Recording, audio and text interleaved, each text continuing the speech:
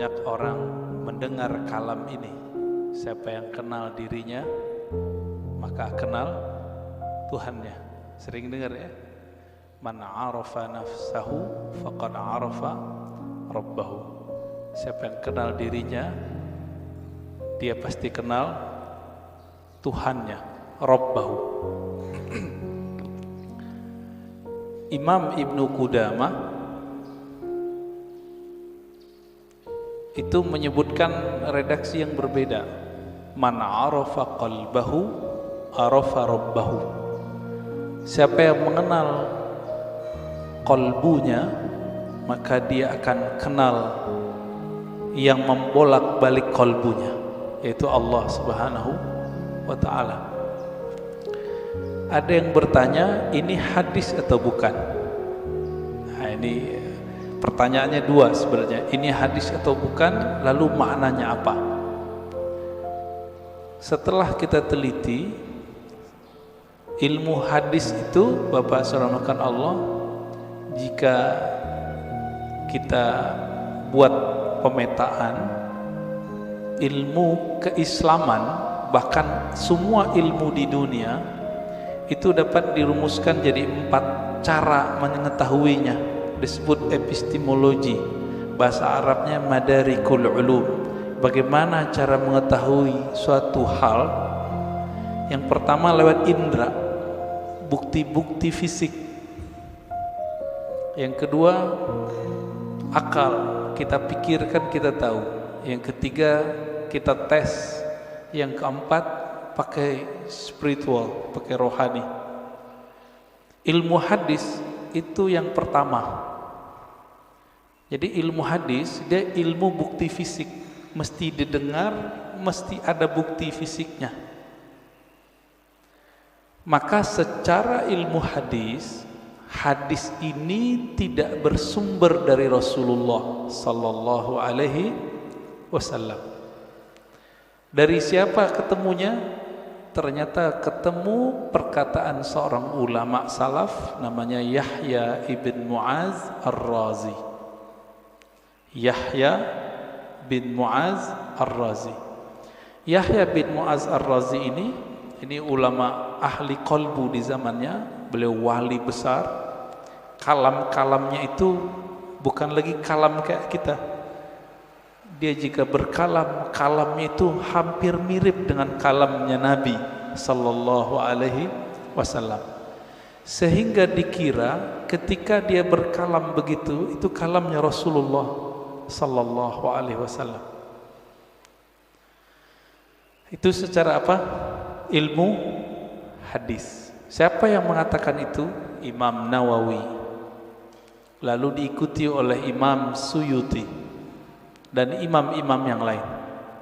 Jadi secara ilmu hadis gak ketemu di Sahih Bukhari, gak ketemu di Sahih Muslim, gak ketemu di Sunan Abu Dawud, Tirmizi, Nasai, gak ketemu.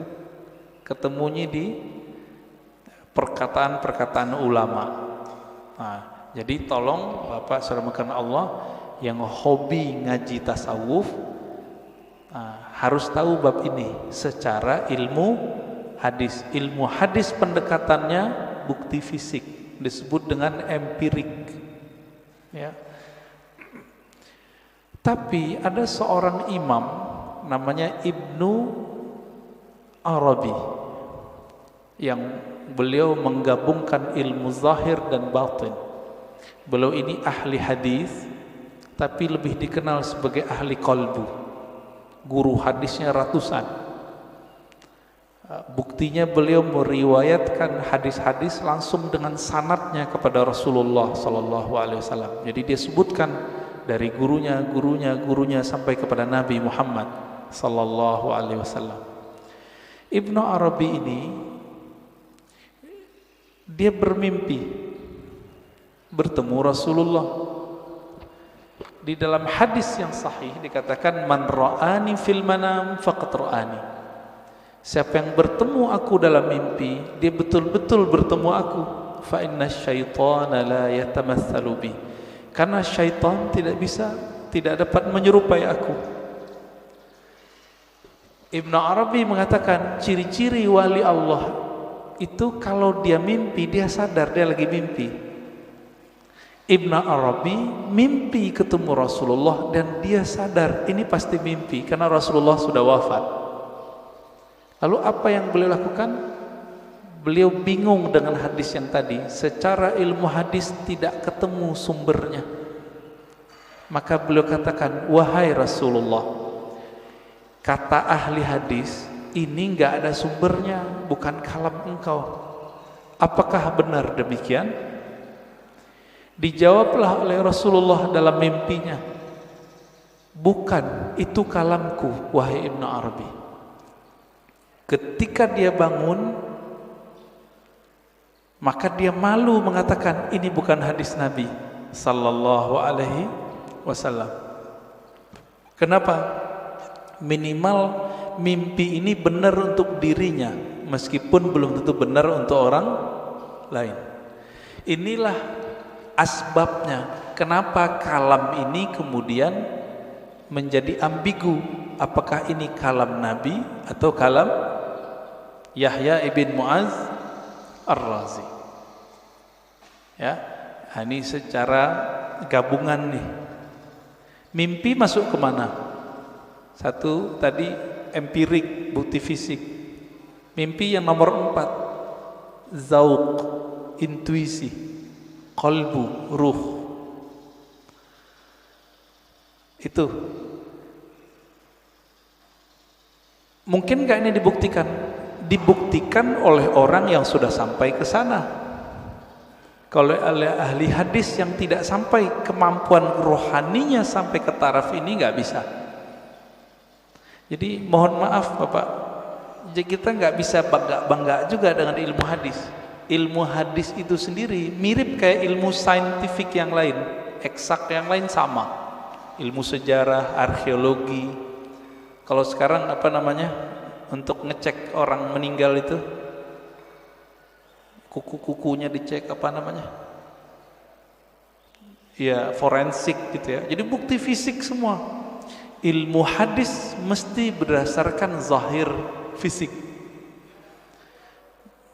Oleh karena itu Bapak, saudara yang bukan Allah, jika berdiskusi dengan ahli hadis, sulit kita ngungkit-ngungkit yang nomor 4 ini. Dia pasti yang nomor 1.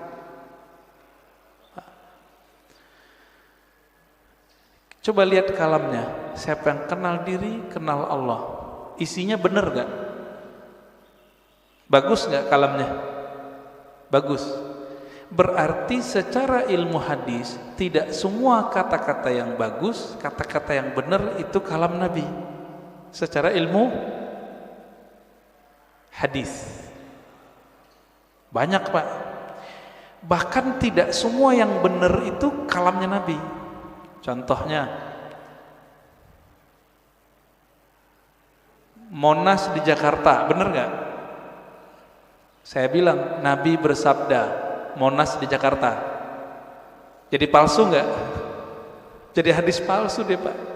Maka tidak semua kata-kata yang benar, kata-kata yang baik itu pantas dikatakan bersumber dari Rasulullah sallallahu alaihi wasallam. Nah, ilmu hadis begitu Pak, agak kaku. Ilmu hadis ini dia harus dibuktikan. Saya ketemu guru saya ketemu gurunya. Ini sebagai contoh hadis yang paling sering kita dengar, innamal a'malu bin niat. Hadis ini Imam Bukhari mengambilnya dari ahli Mekah, namanya Humaidi. Gimana ketemunya? Oh, ternyata Imam Bukhari melakukan rihlah sekaligus haji. Bertemulah dengan Imam Al-Humaidi, murid dari Imam Syafi'i. Terbukti, secara ilmu hadis dikatakan muttasil, hadisnya nyambung.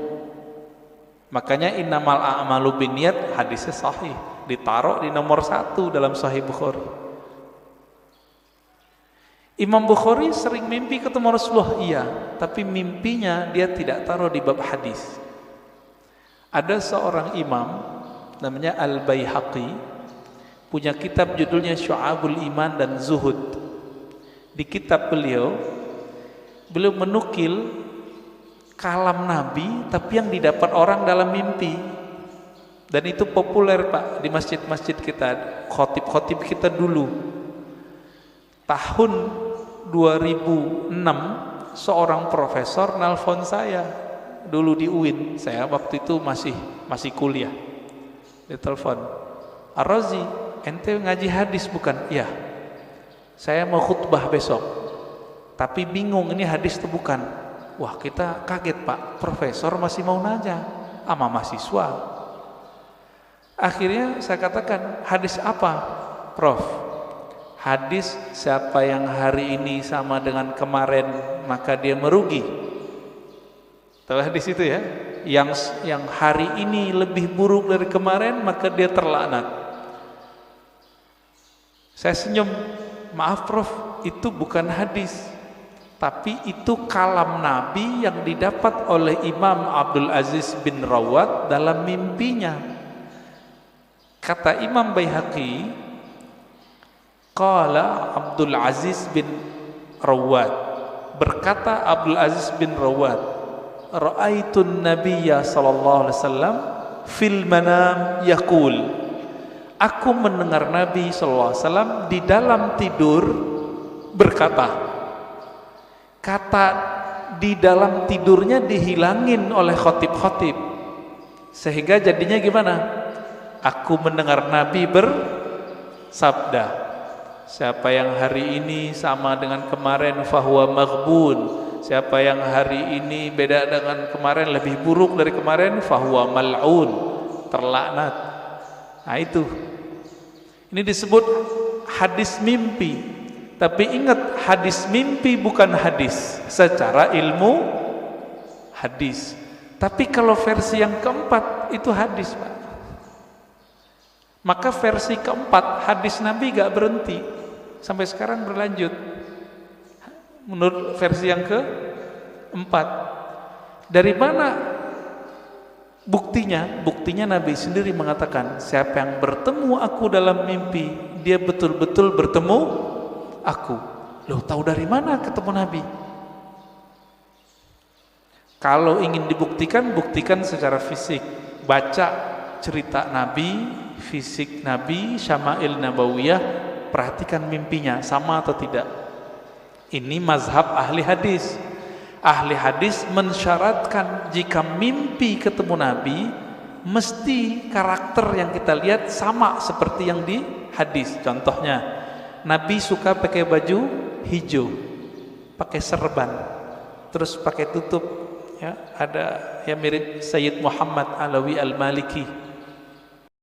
Sir rahasia di dalam ini gak pernah bohong. Ma kadzabal fuadu ma ra'ah. Dalilnya itu, tidaklah si fuad ini, si kolbu ini, si hati ini pernah berbohong dengan apa yang dia lihat. Jadi walaupun Nabi sudah meninggal menurut ahli hadis, tapi bagi ahli ruhani Nabi gak pernah mati, Pak. Nabi cuma pindah alam, alam ruh, alam barzakh, alam malakut jabarut. Nah, ada di antara ulama yang setiap hari bisa ketemu Nabi. Siapa itu? Gurunya Imam Syafi'i, namanya Imam Malik. Dihikayatkan dalam kitab Hilyatul Auliya, kitab hadis, tapi berkaitan dengan Tazkiyatun Nafs, karya Imam Al-Hafiz ahli hadis Abu Nu'aim Al-Asbihani. Imam Malik berkata, "Ma bittu lailan illa wa ra'aitun nabiyya sallallahu alaihi wasallam." Lebih kurang begitu. Tidaklah aku beristirahat malam hari, melainkan saat aku memejam mata, aku memandang kepada Rasulullah sallallahu alaihi wasallam tiap malam, Pak. Siapa imamnya? Imam Malik. Tapi Imam Malik ahli hadis, maka beliau tidak memasukkan hasil dialognya dengan Nabi ke dalam bab ini, tapi masuk ke bab fatwa, dianggap itu ilham. Beda dengan Imam Ibnu Arabi, beda dengan Imam Ghazali. Mereka menganggap ini juga hadis, tapi hadis-hadis rohani, tidak masuk ke bab ilmu hadis. Nah, disinilah mulai bertengkar Pak, antara ahli hadis sama ahli tasawuf. Bagi ahli hadis, kalian sesat. Kenapa? Itu bukan hadis Nabi, itu hadis palsu. Bagi ahli sufi, yang sesat siapa? Kalian gak mengerti kok kami dibilang sesat. Kalian gak bisa berkoneksi dengan Nabi, kok kami yang dianggap sesat. Begitu. Maka kemudian oleh Imam Al-Baihaqi, ya, satu tingkatan di atas Imam Ghazali, itu beliau gabung di kitabnya, di kitab Az-Zuhud, ya, di kitab Syu'abul Iman, kalam Nabi baik dalam ilmu hadis ataupun versi ahli qalbu. Bapak saudara makan Allah, kira-kira inilah kenapa ahli hadis susah baikan sama ahli tasawuf, ya. Maka muncullah di generasi berikut ahli hadis yang mereka penasaran dengan ilmu tasawuf. Sebaliknya ahli tasawuf yang penasaran dengan ilmu hadis. Nah, maka di zaman setelahnya muncul sufi muhaddis, muhaddis sufi, muncul begitu. Nah, ini terlihat dari imam siapa? Imam As-Subki. Dia ahli hadis juga murid Ibnu Athaillah Sakandari, pengarang Hikam. Ini kitab kecil yang saya bawa, Ibnu Qayyim, dia ahli hadis, belajar tasawuf. Muncullah kitab-kitab tasawufnya banyak sekali. Madariyus Salikin, Al-Wabilus Sayyib, Iddatus Sabr, Raudatul Muhibbin. Banyak sekali kitab tasawufnya. Puncaknya nanti ada pada Imam Murtada Zabidi, ahli hadis juga ahli sufi. Terlepas dari itu Bapak salamakan Allah, perbedaan itu sampai sekarang masih ada, ya. Makanya sekarang istilah ahli hadis ini diambil oleh sekelompok orang dan menamakan dirinya kelompok sunnah. Boleh nggak? Ya boleh-boleh aja, tinggal bukti aja sanadnya, ya. Punya sanad nggak kepada Rasulullah Sallallahu Alaihi Wasallam? Karena ilmu hadis ilmu sanad. Gak punya sanad, kazzab, maka dia pembohong.